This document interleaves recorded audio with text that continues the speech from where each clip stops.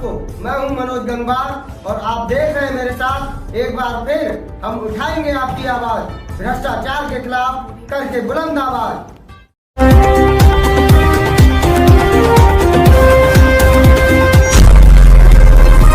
श्रीमद् भागवत ज्ञान यश से पूर्व पत्रकारों से रूबरू हुए पंडित मधुर गोपाल दास शास्त्री बहेड़ी नगर के मेला श्री रामलीला मैदान में सप्ताह श्रीमद् भागवत ज्ञान यश का दिन बुधवार को समय 5 बजे कथा व्यास पंडित मधुर गोपाल दास शास्त्री के द्वारा कथा का शुभारंभ हुआ। भागवत कथा से पूर्व पंडित मधुर गोपाल दास शास्त्री पत्रकारों से रूबरू हुए। उन्होंने कहा कि मानव को सदैव पुण्य कर्म करते रहना चाहिए। व्यक्ति जैसे कर्म को करता है वैसा ही फल प्राप्त करता है। आज प्रथम दिवस की कथा में भक्ति ज्ञान वैराग्य कथा एवं महात्म्य कथा का वर्णन किया जाएगा एवं बहेड़ी के सभी भक्तों ने प्रातःकाल पार्थिव शिवलिंग निर्माण रुद्राभिषेक का पूजन किया और शाम काल में मुख्य अतिथि के रूप में केसर एंटरप्राइजेज के सीईओ शरद मिश्रा के साथ में दीप प्रज्वलित एवं पूजन व सभी भक्तों ने कथा श्रवण की। इस दौरान मुख्य जजमान संजय कुमार गुप्ता, गोमती गुप्ता, ठाकुर कमल सिंह वकील साहब, रमेश सिंह, अक्षय मंगलम, मिथिलेश श्रीवास्तव, गोपाल जी, सोमपाल सिंह, आर.के. सिंह, हंसनाथ साहा, सुरेंद्र सिंह, श्री कुंवरकांत, अवधेश सक्सेना, चौधरी अतर सिंह, चौधरी प्रदीप सिंह, चौधरी रामेंद्र सिंह, चौधरी हरेंद्र सिंह व आदि भक्तजनों ने श्रीमद् भागवत ज्ञान यश प्राप्त किया। तो वहीं प्रथम दिन के प्रसाद की व्यवस्था राकेश श्रीवास्तव ने की। ये जो आप कथा हो रही है इसमें क्या क्या वर्णन किया जाएगा, किस विषय पे? सर्वप्रथम तो भैया आप सब लोगों को बहुत बहुत धन्यवाद और आप सबका बहुत बहुत हार्दिक अभिनंदन। आपका प्रश्न क्या कि कथा में क्या क्या वर्णन किया जाएगा? ये श्रीमद् भागवत कथा का आयोजन होने जा रहा है और गंगा वेलफेयर सोसाइटी के जो भक्तवृंद हैं बहेड़ी परिक्षेत्र से लगाकर के अपने केसर फैक्ट्री के जितने भक्तजन हैं उनके माध्यम से ये आयोजन 15 वर्षों से आयोजित हो रहा है।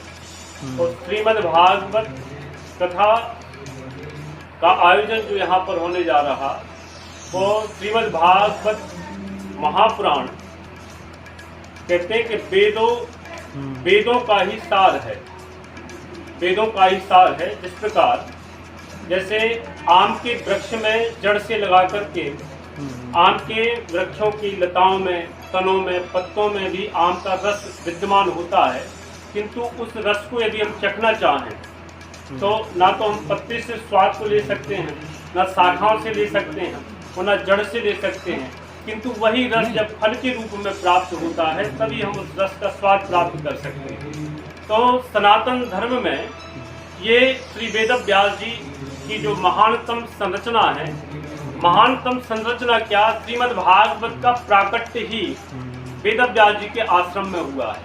जिस प्रकार भगवान राम का अवतार अयोध्या में, भगवान श्री कृष्ण का अवतार मथुरा में, ठीक वैसे ही श्रीमद् भागवत महापुराण का जो अवतार है वो सरस्वती नदी के तट पर सम्याप्रास नामक कुटीर में श्री वेद व्यास जी के आश्रम में हुआ है।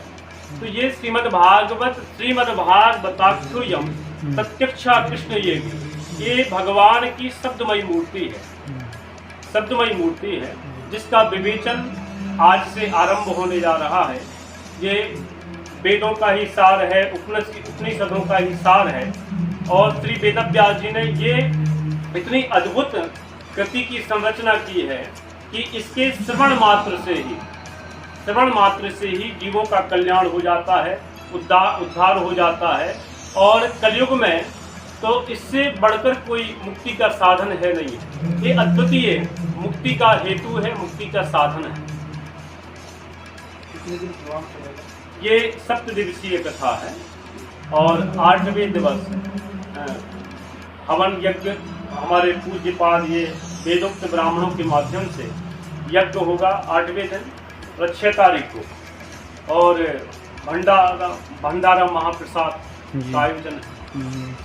सुबह में भी कोई कार्यक्रम है आपका? हाँ, सुबह पार्थिव पूजन होता है, जी। पार्थिव शिवलिंग निर्माण होता है भक्तों के द्वारा हाँ और वेदज्ञ ब्राह्मणों के द्वारा विधिवत अच्छा हाँ पूजन कराया जाता डेली होगा वो भी है। हाँ सात- प्रतिदिन होता है। कथा का- आज से ही आरंभ हो गया। कथा का समय क्या रहेगा? कथा का समय 5 से 9 बजे तक